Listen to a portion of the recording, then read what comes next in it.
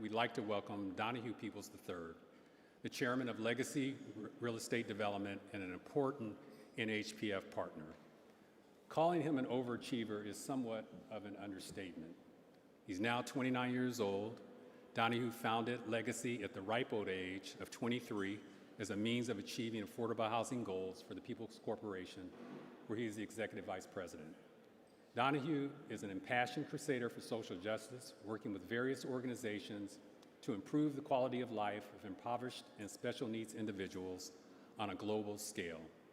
The theme of tonight's event is bringing together all generations to work toward housing solutions for an affordable housing future, and we can think of no one better to help accomplish this than Donahue, recipient of the NHPF Affordable Housing Trailblazer Award.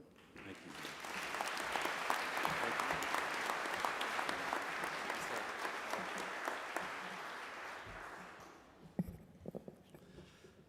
Wow. I've got to have Eric precede me everywhere I go, especially dates. That was absolutely incredible, and if I could take notes and write it down, I would. Pass it out to my girlfriend and let her know I need that every morning. If we can, I'd love to give a round of applause to my fellow panelists. They've been incredible. I've learned a lot watching them.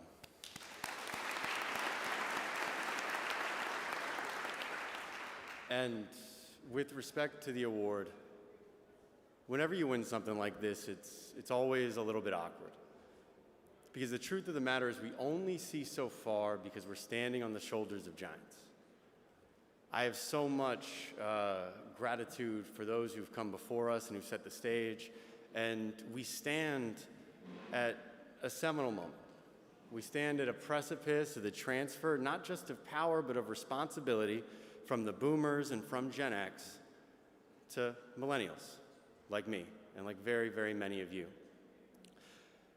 You know, we do so at a time where the fundamental premise of the American dream is under attack.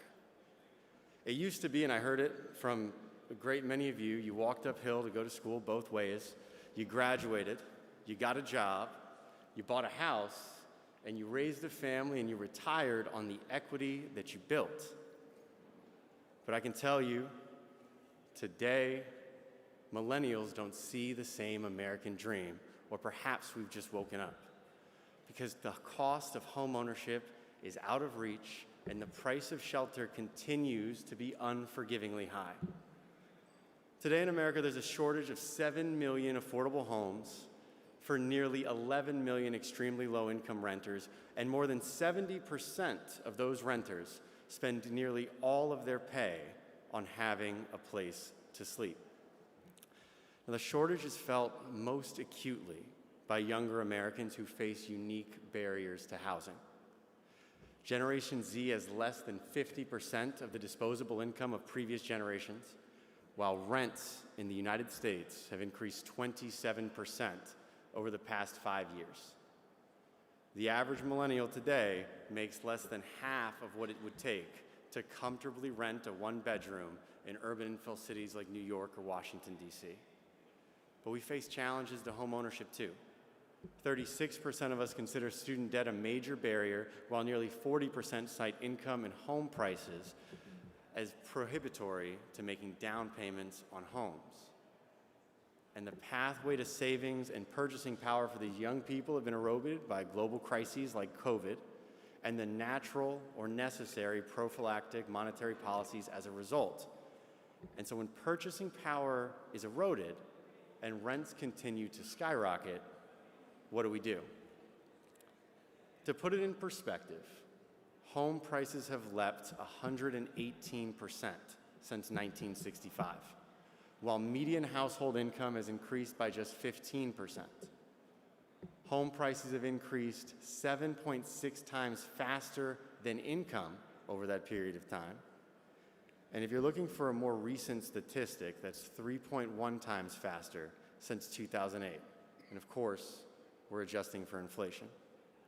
Now, alongside troubling macroeconomic data, Generation Z and younger millennials interact with the world uniquely, and we will radically shift housing policy.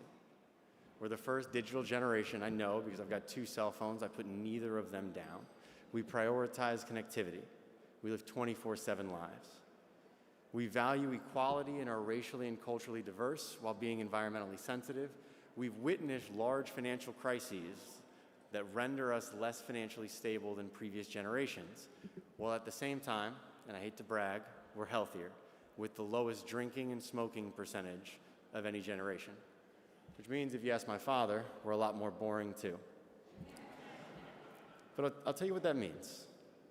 That means that higher interest rates coupled with institutional competition in the single-family home market drive up prices. That makes it more challenging for young generations to achieve home ownership. In order to resolve this pernicious issue, we have to expand down payment assistance programs. We have to ease hurdles for co-ops and condo acquisitions that allow millennials and Gen Zers to live in the highly dense job-generating environments that we prefer. We need a reduction in RMBS reserve requirements and an allocation of CRA credit to allow for non-agency single-family home financing options. More institutional competition in the mortgage market allows us to decrease interest rates and increase homeowners. Younger generations who prioritize the connectivity endemic and urban environments need to find pathways to live in those job-generating locations. And those environments, unfortunately, are rife with artificial supply constraints, and they prevent new housing from being created. Now, in order to relieve these constraints, which, when demand increases, substantially increase prices, we have to eliminate the artificial fetters that prevent new housing from being constructed. In fact, studies have found a statistically significant correlation between single-family zoning and high housing costs relative to income. Most recently, the Cato Institute in 2017, for those Googlers among us. Creating federal incentives for municipalities to remove restrictive zoning and historic preservation policies and encourage development, coupled with an expanded low-income housing tax credit and housing choice voucher program that will include those who make up to 165% AMI, will ensure access to market-rate housing in job-generating urban centers at price points that don't impinge on those residents' quality of life. Importantly, and I know I bragged earlier, younger generations will live longer, hopefully, but we want to age in place.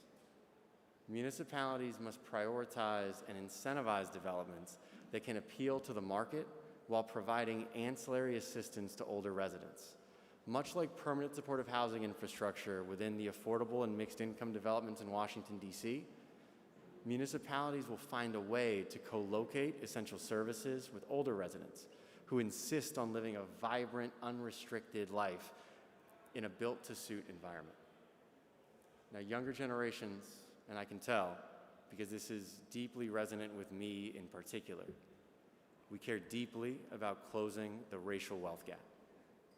And as our political influence grows, we'll begin to see an increased emphasis on MWBE capacity building programs, more stringent first source and MWBE utilization requirements, and a greater emphasis on local hiring.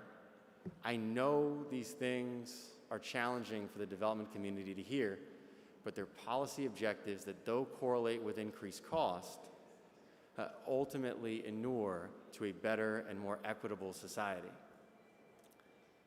We talk about challenges, and with every challenge comes opportunity. And it's incumbent upon us to rise to the nature and severity of this particular challenge. The truth is that housing is a human right, and we have an obligation to fight for it. Thank you all very much.